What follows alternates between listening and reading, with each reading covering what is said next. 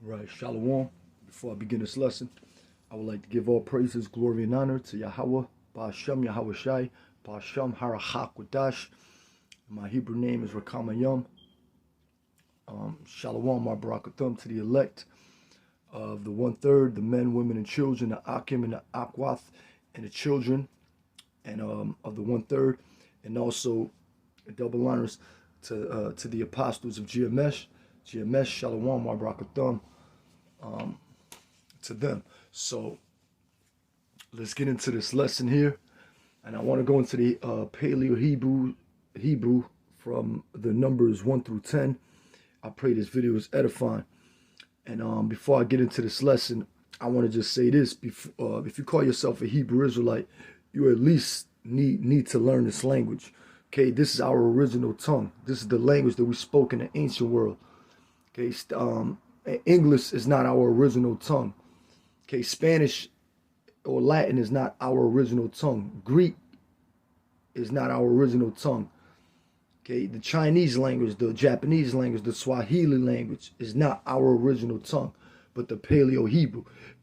Also, Paleo can mean ancient. Ancient, you'll hear brothers say Paleo Hebrew. I say proto. I usually say proto.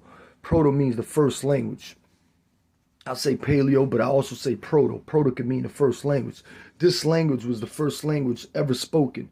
When you go to Genesis chapter 11, with the account of the Tower of Babel, when the Most High divided the nations, before he divided the languages, before he divided the languages, we spoke this language. Everyone spoke this language here. Everyone spoke. All nations spoke this language. Right? Like I mentioned also, so if you call yourself an Israelite, okay, you have to go into the language. Stop praying to God and Jesus. Call on Yahweh and Yahweh Shai. That's the Father and the Son's name in the Hebrew. Yahweh and Yahweh Shai. Before I break down the Paleo Hebrew, the numbers 1 through 10, I want to go into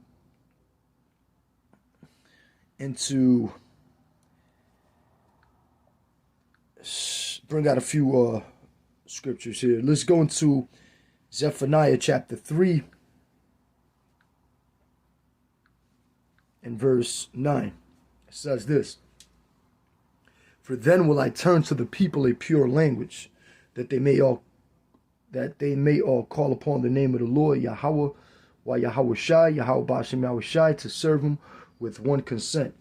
Right? And something pure isn't mixed with anything. Now, you got these people that claim to be the people of the book, these rats that speak a language called the Yiddish language. But if you look into that language is mixed with various languages. It's not pure. The Lashon Kodash, or what you see here, is pure. It's not mixed with any other language. It's the first language ever spoken. It's pure. Adam spoke this language. Our big brother Yahweh Shai spoke this language. Solomon spoke this language. Moses spoke this language. Aaron spoke this language. The Apostle Paul spoke this language. Peter spoke this language. Okay, this is what you call the Lashon Kodash, or the Paleo Hebrew. So, okay, Zephaniah 3 and 9 again. "For them will I turn to the people a pure language." Okay, so the Most High has restored to us our language, or restored our language. So we have to speak the language that our original tongue, our original language. Okay, we have to speak our original language. The next one is Isaiah chapter 19. And also what Zephaniah 3 and 9 is speaking about. It's speaking about us. It deals with us falling away. Okay, losing our culture, our heritage, and our identity. Because when we came here to America, we were not speaking the Paleo Hebrew. We weren't speaking the language, our language. Okay, we were taught the English language. We were taught these other languages, okay, in slavery. right? But back in the ancient world, best believe all Israelites knew how to read, write this language, and even speak this language. Read, write, and speak this language. Our oppressors, Esau, they never taught us this language in school. Plus, when you go into the English language is written from right to left. Now the Paleo Hebrew, the English language is written from left to right, but the Paleo Hebrew is written from right to left. So this, what you see here on the screen, disregard that. I just wrote it like this, but the Paleo Hebrew is written from right to left. Okay, they never taught us this language here in school. They never taught us this language. This is our language here, not English. This is Isaiah chapter 19 and verse 18. In that day shall 5 cities in the land of Egypt speak the language of Canaan. Now the language of Canaan was what Bible scholars call the Phoenician language. And also that the language of Canaan was the Paleo Hebrew. That's what we spoke in that land.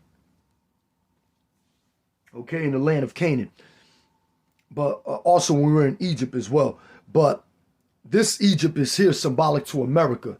This is symbolic to a house of bondage. All you got to do is read Exodus chapter 13, and I believe it's verse 3, and also Exodus chapter 20, 1 through 3, around it. Okay, so Egypt is symbolic to a house of bondage, captivity, or slavery. America is symbolic to a house of captivity, slavery, and bondage.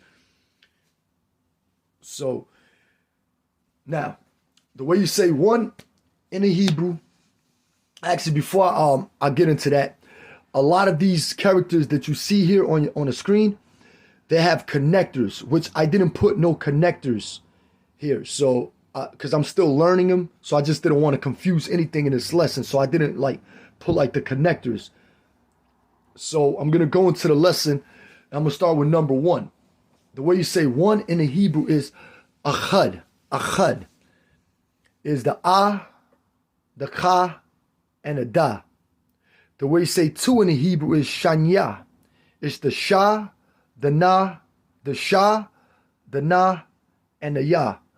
The way you say 3 in the Hebrew is shalash. The sha, the la, and the sha. The way you say 4 in the Hebrew is arabai. The the ra, the ba, and the I.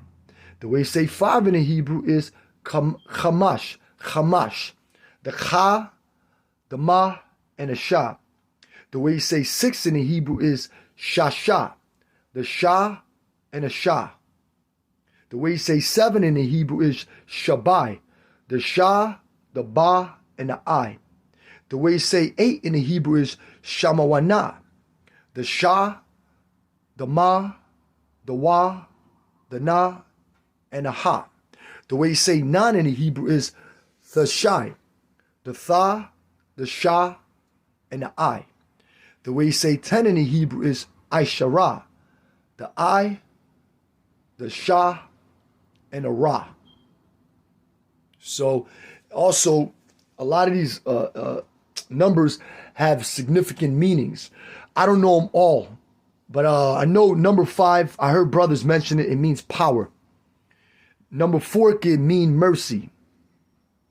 Number 6, I heard brothers mention this also, it means like beautiful or beauty. Number 7 is the number of completion. And I also believe number 10 could be the number of completion or perfection or completion. So, Lord willing, this video was edifying. And I might come back with a part 2. And, who knows if the Spirit permits. But with that, Lord willing, you brothers are edified. The Akim, the Akwath, the men, women, and children of the elect that are sealed to be delivered on this side. I pray this video is edifying. Shalom.